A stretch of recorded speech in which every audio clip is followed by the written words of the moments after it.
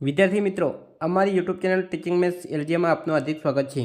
મિત્રો, આજે તારીખ 27 જાન્યુઆરી 2025ના રોજ પાટણ જિલ્લા શાળા પરીક્ષા સમિતિ દ્વારા દ્વિતીય વાર્ષિક પરીક્ષા 2025માં ધોરણ 12માં મનોવિજ્ઞાનનું આજે પેપર લેવાયેલ છે। તેનું આજે આપણે સંપૂર્ણ સોલ્યુશન કરીશું। જો મિત્રો તમે સંપૂર્ણ વિડીયો જોશો તો તમને સંપૂર્ણ ખ્યાલ આવશે અને જે બોર્ડની પરીક્ષા આવે છે તેમાં પણ તમને ખૂબ જ ઉપયોગી સાબિત થશે। અને જો મિત્રો તમે ચેનલમાં નવા હો, ચેનલને સબસ્ક્રાઈબ કરવાની બાકી હોય તો ચેનલને સબસ્ક્રાઈબ કરવા વિનંતી, જેથી તમને જે નવી અપડેટ આવે છે તે અપડેટ મળતી રહે। વિભાગ એ છે જે 20 ગુણમાં પૂછાય છે। તેમાં પહેલો પ્રશ્ન છે, કયા મનોવૈજ્ઞાનિકે ગંધના 6 પ્રકાર આપ્યા છે? તો જવાબ આવશે ડી હેનિંગ। 2. ધ્યાનની જનની તરીકે કોને ઓળખવામાં આવે છે? જવાબ આવશે ડી રસ। તો વિદ્યાર્થી મિત્રો, વિભાગ એમાં આ રીતે MCQ પ્રકારના પ્રશ્નો પૂછાય છે। અહીં આગળ જોઈશું તો કેવા પ્રશ્નો પૂછાય છે। તેમાં ત્રીજો પ્રશ્ન છે, થોર્નડાઈકે ભૂલભુલામણીના પ્રયોગો કોના ઉપર કર્યા હતા? તો જવાબ આવશે બી બિલાડી। 4. અભિસંધાન દ્વારા શિક્ષણ એ કયા વાત પર આધારિત છે? તો જવાબ આવશે બી સાહચર્યવાદ। 5. બુદ્ધિ અંગેનો ત્રિપુટી સિદ્ધાંત કોને આપ્યો હતો? તો જવાબ આવશે બી સ્ટર્નબર્ગ। 6. માનસિક વય ગણતી વખતે કસોટીના દરેક સાચા ઉત્તર દીઠ કેટલા માસની માનસિક વય ગણવામાં આવે છે? તો જવાબ આવશે એ 2। 7. મનોશારીરિક વર્તનની માનસિક તત્પરતા એટલે શું? જવાબ આવશે બી મનોવલણ। તો વિદ્યાર્થી મિત્રો, આ રીતે પ્રશ્નો પૂછાય છે જે તમારી બોર્ડની પરીક્ષામાં પણ તમને ખૂબ જ ઉપયોગી સાબિત થશે। અહીં 8મો પ્રશ્ન આપેલો છે કે માતા પિતા ભાઈબંધો સાથે થતી વિધાયક પારસ્પરિક આંતરક્રિયા પ્રેમ, સ્નેહ અને સહકારથી બાળકમાં શું વિકસાવે છે? તો જવાબ આવશે સી વિધાયક મનોવલણ। 9. તબીબી સંભાળને કયા પ્રકારનું સંસાધન કહી શકાય? જવાબ આવશે એ ભૌતિક। 10.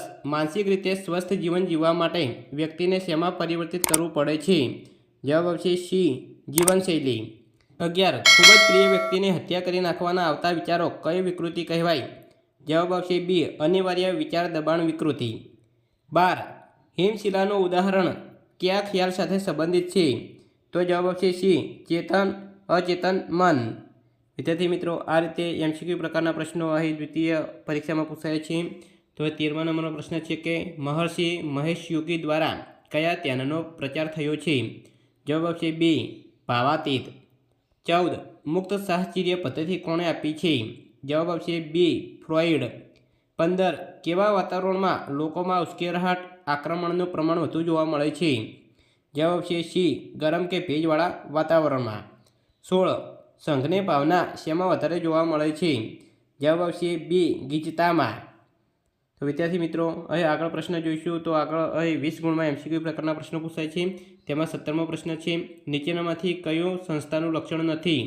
જવાબ આવશે સી સેવાનો અભાવ। 18. કઈ સંરચનાને સપાટ સંરચના કહે છે? તો જવાબ આવશે ડી સરળ। 19. કયા મનોવૈજ્ઞાનિકે કાલ્પનિક અનુભવ મશીનનું ઉદાહરણ આપ્યું છે? જવાબ આવશે ડી માર્ટિન સેલિંગમેન। 20. વિધાયક મનોવિજ્ઞાન એ લાંબો ઇતિહાસ અને ટૂંકો ભૂતકાળ ધરાવે છે એવું કોણે નોંધ્યું છે? જવાબ આવશે સી પીટરસન। વિદ્યાર્થી મિત્રો, આ રીતે વિભાગ એ જે MCQ પ્રકારના પ્રશ્નો પૂછાય હતા જે 20 ગુણમાં પૂછાય છે તેનું સોલ્યુશન આપણે કર્યું છે। હવે આગળ વિભાગ બી જોઈશું તો વિભાગ બીમાં કેવા પ્રશ્નો પૂછાયા છે તે જોઈશું। તો અહીં વિભાગ બી આપેલ છે, તેમાં પ્રત્યેક 1 ગુણમાં પ્રશ્ન પૂછાય છે અને એક વાક્યમાં ઉત્તર આપવાના છે। તેમાં 21મો પ્રશ્ન પૂછાયો છે કે અભિરુચિ માટે મેકહગને કયા શબ્દનો પ્રયોગ કર્યો છે? તો જવાબ આવશે અપ્રગટ ધ્યાન। 22. સજીવ મોટે ભાગે કયા 2 પ્રકારનું વર્તન કરે છે? તો એ 2 પ્રકાર છે, એમાં એક સાહસિક અને બીજું શિક્ષિત। 23. બુદ્ધિઆંકને બીજા કયા નામે ઓળખવામાં આવે છે? તો જવાબ આવશે બુદ્ધિલબ્ધિ। 24. પૂર્વગ્રહ એટલે શું? તો વિદ્યાર્થી મિત્રો, આ પ્રશ્ન એ પ્રકરણ 4માંથી પૂછાયેલ છે, તમે તેમાં જોઈ શકો છો। પ્રકરણ 4માં આપેલો છે। 25. મનોભારક કોને કહેવાય? તો જવાબ આવશે મનોભારને ઉત્પન્ન કરનાર વૈવિધ્યપૂર્ણ બાહ્ય અને આંતરિક ઉદ્દીપકના સમૂહને મનોભારક કહે છે। 26. OCDનું પૂરું નામ જણાવો।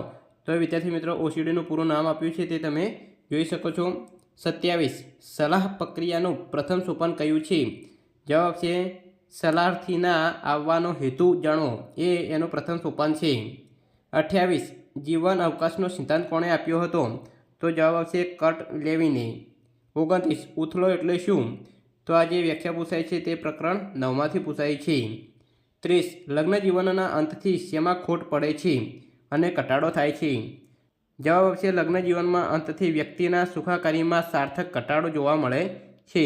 તો વિદ્યાર્થી મિત્રો, વિભાગ બીમાં આ રીતના એક ગુણના પ્રશ્નો પૂછાયા છે. વિભાગ સી, તો વિભાગ સીમાં બે ગુણમાં પ્રશ્નો પૂછાય છે. તેમાં અહીં 31મો પ્રશ્ન આપેલ છે કે સંવેદનાના પ્રકારોના નામ આપો. તો આ પ્રશ્ન એ પ્રકરણ 1માંથી પૂછાયેલ છે. વિદ્યાર્થી મિત્રો, અહીં જો સોલ્યુશન કરીશું તો વિડીયો લાંબો થઈ જશે. એટલા જ માટે અહીં કયો પ્રશ્ન કયા ચેપ્ટરમાંથી પૂછાયેલ છે તે તમને જણાવેલ છે અને તમે એ ચેપ્ટરમાંથી આ પ્રશ્ન તૈયાર કરી શકો છો અને તમારી જે બોર્ડની પરીક્ષા આવે છે તેમાં પણ તમને ખૂબ જ ઉપયોગી સાબિત થશે. અહીં 32મો પ્રશ્ન આપેલો છે કે રૈખિક પરિપ્રેક્ષ્ય કયા સંકેતમાં થાય છે? કેવી રીતે?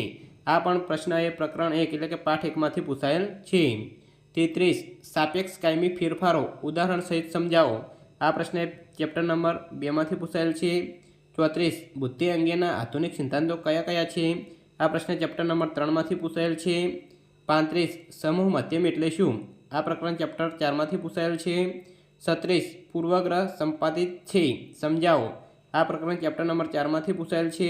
37 WHOએ આપેલ માનસિક સ્વાસ્થ્યની વ્યાખ્યા આપો. આ પ્રશ્ન ચેપ્ટર નંબર 5માંથી પૂછાયેલ છે. 38 રિપ્ટેક પ્રક્રિયા એટલે શું? આ પ્રશ્ન ચેપ્ટર નંબર 6માંથી પૂછાયેલ છે. 39 ખુલ્લી જગ્યાના પૈમાં દર્શાવેલા 5 પરિસ્થિતિઓ કઈ કઈ છે? આ પ્રશ્ન ચેપ્ટર નંબર 6માંથી પૂછાયેલ છે.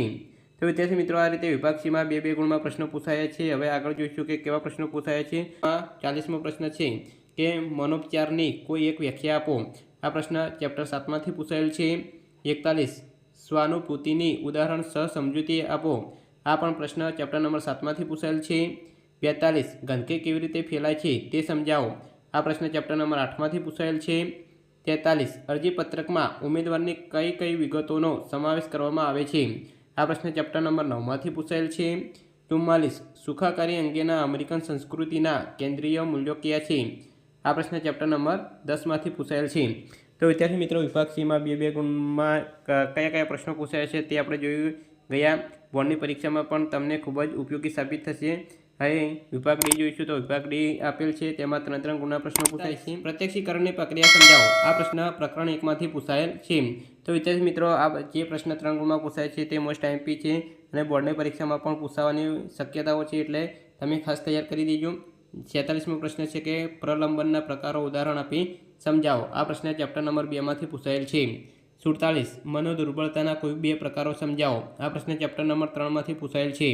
48 પ્રતિભા સંપન્નતાના લક્ષણો વર્ણવો. આ પ્રશ્ન ચેપ્ટર નંબર 3માંથી પૂછાયેલ છે. 49 મનોવલણો જન્મજાત નથી, સંપાદિત છે. આ પ્રકરણ ચેપ્ટર નંબર 4માંથી પૂછાયેલ છે. 50 કાયદા દ્વારા પૂર્વગ્રહ ઘટાડી શકાય છે તે ઉદાહરણ આપી સમજાવો. આ પ્રશ્ન ચેપ્ટર નંબર 4માંથી પૂછાયેલ છે. 51 મનો પરના ઉદ્ગમ સ્થાન તરીકે કોઈ એકની સમજૂતી આપો. આ પ્રશ્ન ચેપ્ટર નંબર 5માંથી પૂછાયેલ છે.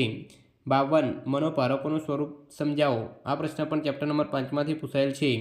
53 સલાહ અને મનોપચાર વચ્ચેનો તફાવત આપો. આ પ્રશ્ન ચેપ્ટર નંબર 7માંથી પૂછાયેલ છે. 54 સલાહથી અને સલાહકારનો અર્થ સમજાવો. આ પ્રશ્ન ચેપ્ટર નંબર 7માંથી પૂછાયેલ છે. 55 પર્યાવરણને બચાવવાના ઉપાયો તરીકે વૈશ્વિક સાદગીની સમજૂતી આપો. આ પ્રશ્ન ચેપ્ટર નંબર 8માંથી પૂછાયેલ છે. 56 પર્યાવરણ અને વર્તનના મુખ્ય 5 ઘટકો વર્ણવો. આ પ્રશ્ન ચેપ્ટર નંબર 8માંથી પૂછાયેલ છે. વિદ્યાર્થી મિત્રો, 57 લેખિત કસોટીની સમજૂતી આપો. આ પ્રશ્ન ચેપ્ટર નંબર 9માંથી પૂછાયેલ છે. 58 વિધાયક મનોદશા અને વર્તનની સમજૂતી આપો. આ પ્રશ્ન ચેપ્ટર નંબર 10માંથી પૂછાયેલ છે.